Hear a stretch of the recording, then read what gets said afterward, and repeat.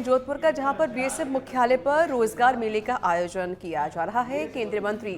गजेंद्र सिंह शेखावत मुख्य अतिथि के तौर पर शामिल हुए हैं। विभिन्न सरकारी नौकरियों के लिए चयनित उम्मीदवारों को नियुक्ति पत्र आज वितरित किए जाएंगे। देश भर में 71,000 से अधिक नियुक्ति पत्रों का वितरण किया जाएगा। आज आपको इस कार्यक्रम के साथ ही मिशन कर्मयोगी के बारे में भी निश्चित ही ओरिएंटेशन कराया जाएगा और मिशन कर्मयोगी के माध्यम से आपके आने वाले कैरियर पाथ से जुड़े हुए सभी विषयों पर ऑनलाइन ट्रेनिंग जो है उस प्लेटफॉर्म पर कराई जाती है। भारत सरकार में नई नौकरियों में प्रवेश करने वालों के से तो अपेक्षा माननीय प्रधानमंत्री जी की है ही, लेकिन जो वर्षों से भारत सरकार में काम कर रहे हैं उन सब लोगों से भी माननीय प्रधानमंत्री जी ने आग्रह किया था कि वो भी उस मिशन कर्मयोगी की ट्रेनिंग्स के साथ में जुड़ें। और मैं प्रसन्नता के साथ में कह सकता हूं कि लाखों लाखों कर्मचारियों ने लगभग 2 करोड़ तरह के कोर्सेज,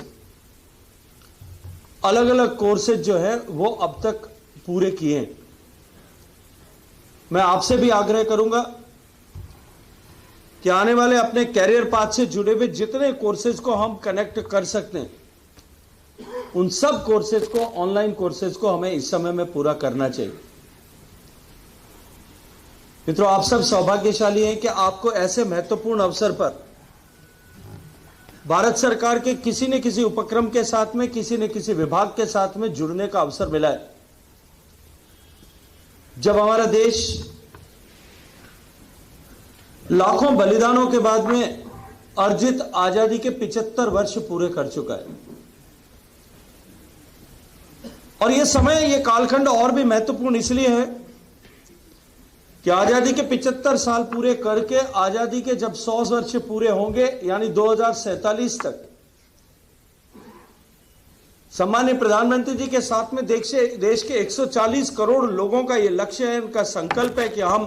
2047 तक भारत को विकसित भारत बनाएंगे। और यह 75 साल से लेकर के 100 साल के बीच की जो समयावधि है, इसे सम्मानीय प्रधानमंत्री जी ने अमृत काल की संज्ञा दी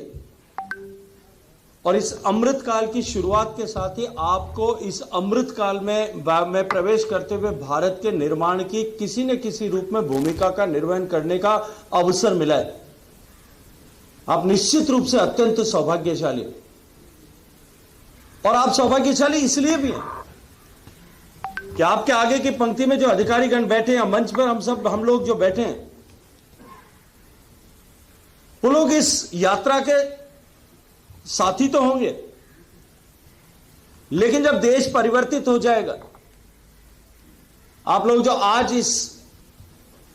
अवसर के साथ में जिस इकोसिस्टम में, जिस जीवन में प्रवेश कर रहे हैं, जीवन के जिस मार्ग से में क्षेत्र में प्रवेश कर रहे हैं, आने वाले 30-35 साल तक आप भारत में की सरकार के सर्विसेज में, नौकरी में रहने वाले हैं और आप एकमात्र ऐसी पीढ़ी के लोग होंगे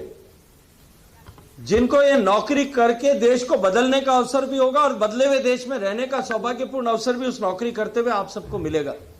आपके बाद आने वाली पीढ़ियों को यह सौभाग्य नसीब नहीं होगा। आप इस पर गर्व कर पाएंगे कि हमने इस देश को बदलने में अपनी भूमिका का निर्वहन किया। आप सौभाग्यशाली हैं कि आपको अपनी भूमिका का निर्वहन करने का अवसर मिला है। लेकिन मैं ये कहूंगा कि अवसर मात्र हमें अपने सौभाग्य या अपने परिश्रम से मिला हो, इसके अतिरिक्त भी आपको इस मुकाम तक पहुंचाने में आपके परिवार के लोगों ने बहुत बड़ा सैक्रिफाइस किया। हम सब लोग, आप, मैं, हम सब लोग साधारण परिवार से आते हैं। अपने बच्चों को शिक्षा दिला करके वो कुछ लक्ष्य हासिल कर सकें, कहीं कोचिंग करने के लिए गए होंगे, कहीं घर से बाहर रह करके पढ़ाई की होगी, लेकिन आपको इस मुकाम तक पहुंचाने के लिए, आपको काबिल बनाने के लिए आपके माता पिता ने निश्चित रूप से कहीं न कहीं अपनी किसी न किसी आकांक्षा की, अपनी किसी न किसी इच्छा को निश्चित रूप से सैक्रिफाइस किया होगा। उनके उस सैक्रिफाइस के चलते उन्होंने शायद कहीं अपने काम के घंटों में 2-4 घंटे अधिक परिश्रम किया होगा कि आप इस लायक बन सकें, इस काबिल बन सकें। आपकी माँ ने जब आप रात को पढ़ाई कर रहे होंगे तब रात रात भर के जाग करके कि आपकी पढ़ाई में व्यवधान न हो, उसको लेकर के रात रात भर जाग करके आपका सहयोग किया होगा। परिवार के अन्य लोगों ने भी आपको मोटिवेट करने के लिए काम किया होगा।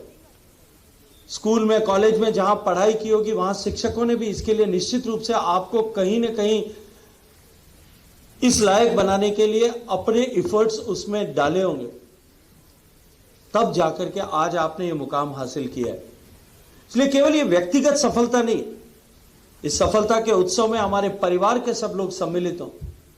ऐसे सारे लोग सम्मिलित हों जिन लोगों ने हमें जो है इस मुकाम तक पहुंचाने में, इस लक्ष्य को हासिल करने में प्रत्यक्ष अप्रत्यक्ष रूप से सहयोग किया है। और निश्चित ही आज के इस अवसर पर हम सबके लोग मन में उनके लिए एक कृतज्ञता का भाव भी होना चाहिए। देश के लिए, समाज के लिए, परिवार के लिए, परिजनों के लिए